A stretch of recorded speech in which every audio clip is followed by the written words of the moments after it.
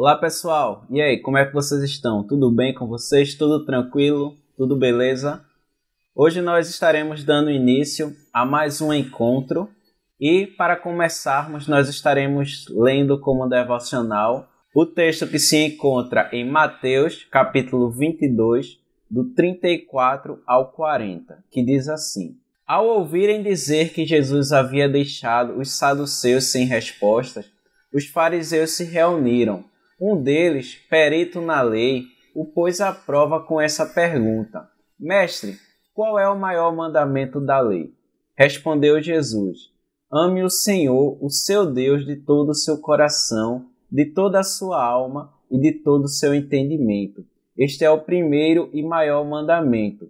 E o segundo é semelhante a ele: ame o seu próximo como a si mesmo. Destes dois mandamentos depende toda a lei e os profetas.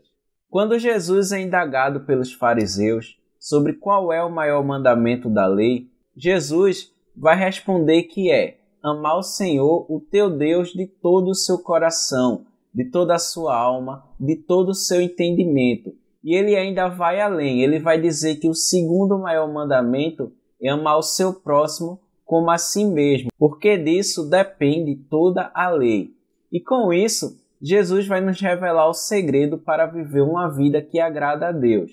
Se você gostaria de viver uma vida plena diante do Senhor, uma vida que a sua real alegria esteja em Cristo e não nas circunstâncias da vida, você precisa amar o Senhor de todo o seu coração. Porque quando você ama alguém de todo o seu coração, você vai buscar agir com justiça com aquela pessoa para não a decepcioná-la. Da mesma forma, se você amar a Deus, você irá buscar cumprir os seus mandamentos, não por medo ou por obrigação, mas por amor ao Senhor.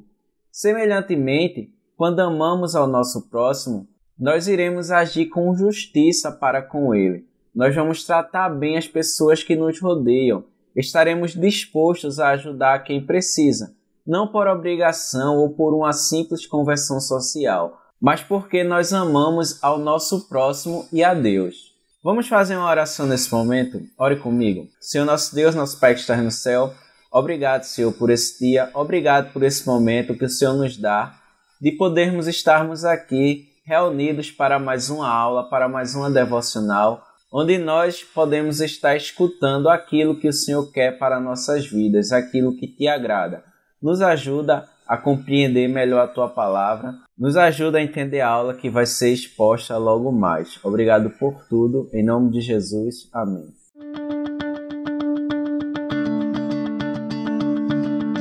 E o tema da nossa aula de hoje é o direito à convivência social.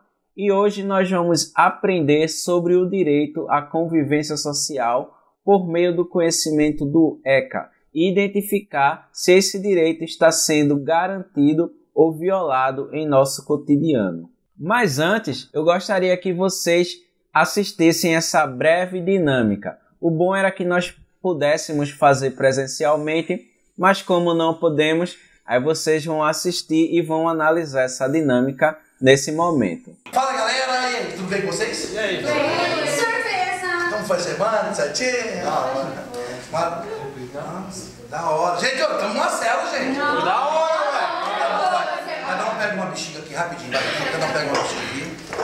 Gente, imagina se fosse comida, né? Imagina se fosse comida. Nossa, rosa. É uma só, gente. Mas vai, enche. Vamos lá, acelera esse negócio aí, vai.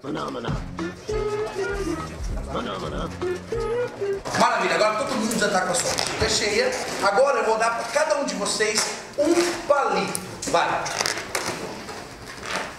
Pega aqui.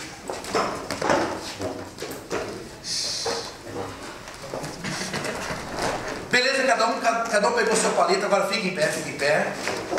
Preste atenção, não entra aqui, de lado aqui. Esse menino bonito. Agora pega o palito numa mão e o balão na outra mão. Tá? Agora, ó, presta atenção, eu tô com o balão aqui, faz de conta, tá? E o meu palito aqui.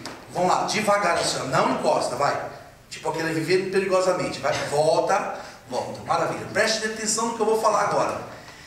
Quem cuidar do seu balão até o final pode ganhar um prêmio. Preste atenção, calma. Entenda. Quem no final cuidar do seu balão e ele permanecer cheio, pode ganhar um prêmio. 1, 2, 3 e valendo!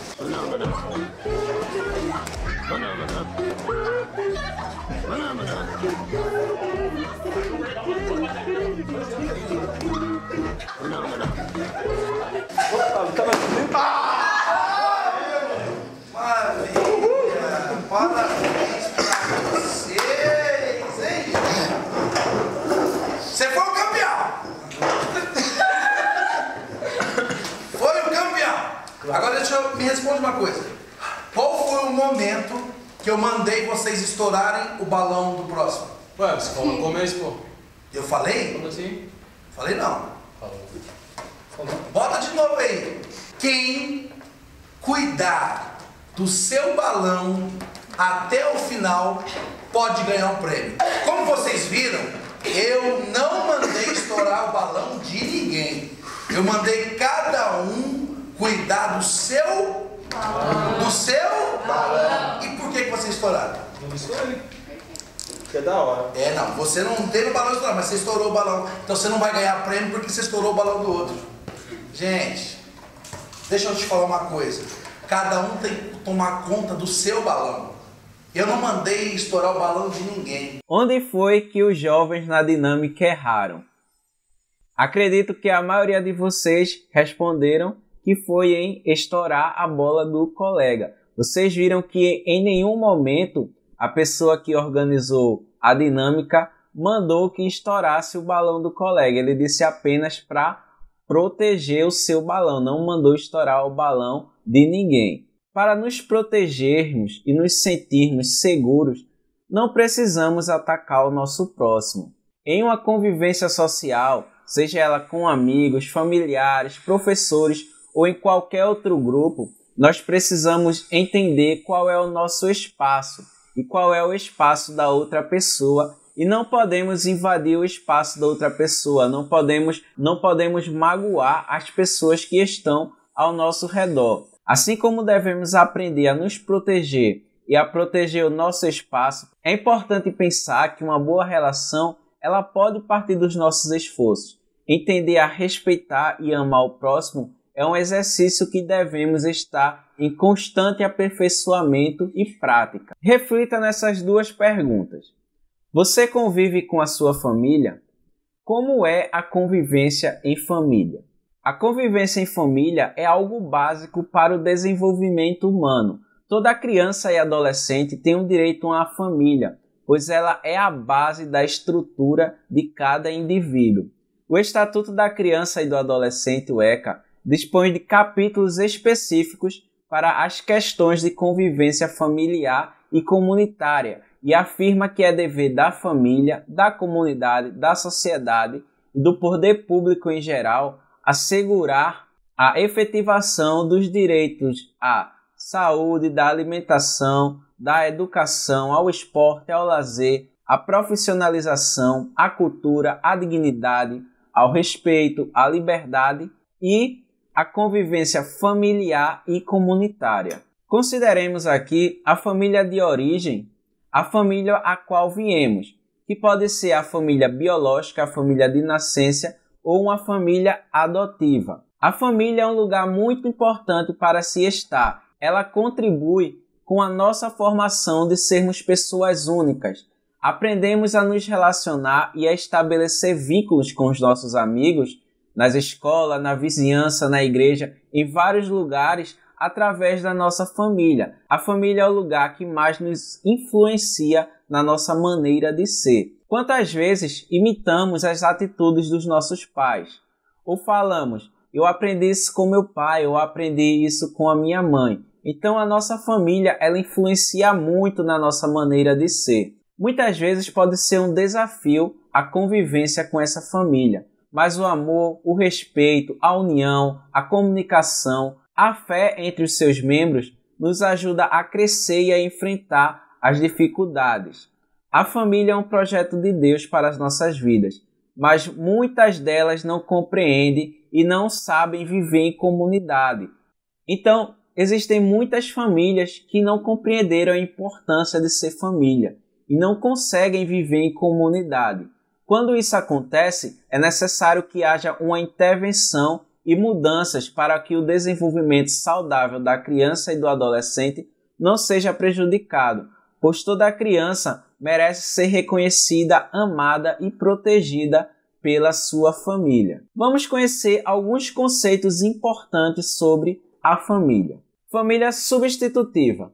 Para que a criança ou o adolescente seja colocada em uma família substitutiva, devem estes ser ouvidos sempre que possível e a sua opinião deverá ser considerada. A relação entre o adolescente e a família substitutiva também deverá ser considerada. Caso o adolescente tenha mais de 12 anos, será necessário o seu consentimento para que ele seja posto em uma família substitutiva. Mas como se dá a colocação da criança ou do adolescente em uma família substitutiva? Existem 3 formas: a guarda, a tutela e a adoção. Nós vamos ver um pouquinho mais e nós vamos agora ver um pouquinho mais sobre essas 3 formas. A primeira delas, a guarda. O que é a guarda? É quando a guarda de uma criança ou de um adolescente está sendo passada para um guardião. Mas isso não implica que a família ela vai perder os direitos sobre a criança ou sobre o adolescente. Mas o guardião ele também pode se opor às decisões da família.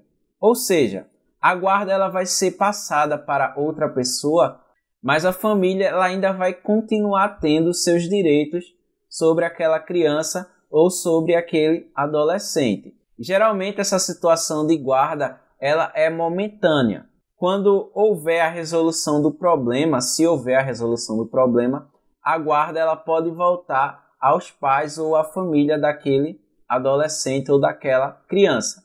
Quais são os deveres do guardião? A guarda ela sempre vai ser concebida por um juiz e quem tiver a guarda deverá assistir materialmente, moralmente e educacionalmente a criança ou o adolescente. A guarda torna a criança ou o adolescente seu dependente para todos os fins. A guarda poderá ser retirada a qualquer momento por determinação de um juiz. Ou seja, se os pais ou a família tiverem condições de receber de volta aquela criança ou adolescente, o juiz ele pode determinar isso. Ou se o guardião ele também não estiver cumprindo bem o seu papel, o juiz também ele pode determinar a remoção, a retirada da guarda. A outra forma é a tutela. A tutela ela é bem semelhante à guarda, porém tem uma pequena diferença. Além do dever de ser prestado assistência moral, educacional e material, o tutor também deve administrar os bens da criança e do adolescente. Mas a principal diferença entre a guarda e a tutela é que a tutela ela só é aplicada em caso de falecimento dos pais, ausência, ou seja, os pais foram embora, estão desaparecidos, ou perca do poder familiar, os pais fizeram alguma coisa que a justiça decidiu a perca dos poderes familiares pelos pais. Portanto, a tutela é uma medida que determina a perda ou a suspensão dos direitos familiares. Quando uma criança ou um adolescente ela está sendo tutelada por outra pessoa, a família ela não tem direito sobre aquela criança, ela não tem direito sobre aquele adolescente. É dever do tutor administrar os bens da criança e do adolescente. Mas da mesma forma que na guarda, essa criança ela pode retornar ao convívio familiar da sua família mediante a comprovação que os pais ou que a família tem condições de receber novamente aquela criança ou aquele adolescente. E por último, nós temos a adoção. A adoção ela é o desligamento de todos os vínculos familiares, seja com os pais ou com os parentes. O adotado receberá o sobrenome do adotante, além de passar a ter os mesmos direitos de filho biológico. A doação é uma medida extrema que só deve ser adotada quando houver o esgotamento de todas as possibilidades de reintegração da criança ou do adolescente à sua família de origem. Quem pode ser adotado? Podem ser adotados crianças e adolescentes de até 18 anos. Quem pode adotar? Pode adotar qualquer pessoa que tenha mais de 18 anos de idade, independentemente do estado civil, se é casado ou se é solteira. E o adotante ele deve ser pelo menos 10 anos mais velho que o adotado. Outra forma de adoção é a adoção conjunta, quando duas pessoas elas decidem adotar uma criança ou um adolescente. Para a adoção conjunta, é indispensável que os adotantes sejam casados civilmente ou mantenham união estável, comprovada e estabilidade familiar. E nesse caso, os adotantes devem ser pelo menos 16 anos mais velhos que o adotado. Um dos casos que não podem haver adoção é quando o processo ele é realizado por um membro da família, seja um irmão, um tio, uma avó ou qualquer outro parente. Ele não pode adotar a criança ou o adolescente, porque quando acontece a adoção, acontece a quebra dos vínculos familiares. Então, quando uma pessoa da família ela quer ter a guarda da criança ou do adolescente, ela vai optar por um dos dois processos anteriores, ou a guarda ou a tutela. Mas o caso de adoção, ele só pode ser feito por uma pessoa que não seja da família. Para a adoção acontecer, ela também precisa do consentimento dos pais biológicos ou dos responsáveis legais da criança ou do adolescente. O consentimento será dispensado em relação a crianças ou adolescentes cujos pais são desconhecidos ou destituídos do poder familiar. Para a gente fechar nossa aula de hoje, eu gostaria de ler um texto com vocês, que se encontra em Filipenses capítulo 2, dos versículos 1 ao 3, que diz assim: Por estarmos unidos em Cristo, vocês são fortes, e o amor dele os anima. Vocês participam do Espírito de Deus, e são bondosos e misericordiosos uns para com os outros. Então peço que me dê a grande satisfação de viver em harmonia, tendo um sentimento de amor e sendo unidos de alma e mente. Não façam nada por ambição pessoal ou por desejos tolos de receber elogios, mas sejam humildes e considerem os outros superiores a vocês mesmos. Essa passagem de Filipenses, ela nos sugere que nós sejamos bondosos e misericordiosos uns para com os outros, que possamos viver em harmonia e com o mesmo amor, assim como nos é aconselhado a sermos humildes e considerarmos os outros superiores a nós. Precisamos agir não por nós mesmos, mas por amor, pelo apreço pela nossa família e pelos valores da vida de quem está ao nosso redor. Ter convivência social e familiar é um direito que nós precisamos entender e dar a sua devida importância. Certo, pessoal? Então, essa é a nossa aula dessa semana. Agora que vocês já assistiram, vá lá no nosso grupo e confirmem a sua presença, ok? Fiquem com Deus.